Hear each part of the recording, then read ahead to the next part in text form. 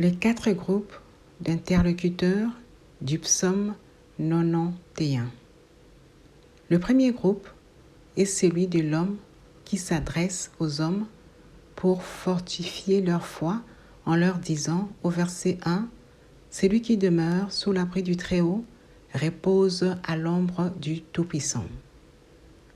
Le deuxième groupe est celui de l'Éternel et de l'homme qui s'adresse directement à l'Éternel, notamment au verset 2 « Je dis à l'Éternel, mon refuge et ma forteresse, mon Dieu en qui je me confie ».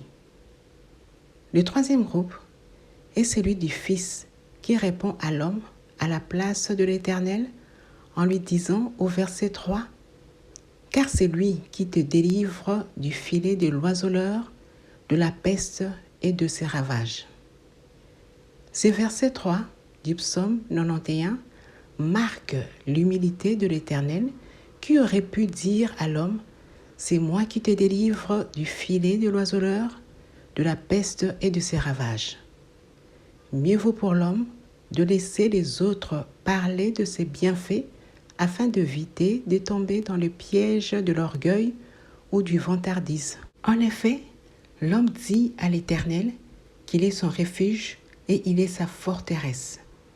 Suite à cette prière de déclaration, le Fils poursuit en disant à l'homme « Il te couvrira de ses plumes et tu trouveras un refuge sous ses ailes. Sa fidélité est un bouclier et une cuirasse. Tu ne craindras ni les terreurs de la nuit, ni la flèche qui vole de jour, ni la peste qui marche dans les ténèbres, ni la contagion qui frappe en plein midi. Que 1000 tombent à ton côté et 10 000 à ta droite, tu ne seras pas atteint. De tes yeux seulement tu regarderas et tu verras la rétribution des méchants. » L'homme intervient de nouveau en disant à l'Éternel « Car tu es mon refuge, ô Éternel. » Et le Fils poursuit en disant à l'homme « Puisque l'Éternel est ton refuge, tu fais du Très-Haut ta retraite. Suite à ça, aucun malheur ne t'arrivera, aucun fléau n'approchera de ta tente, car il ordonnera à ses anges de te garder dans toutes tes voies. Ils te porteront sur le main, de peur que ton pied ne heurte contre une pierre.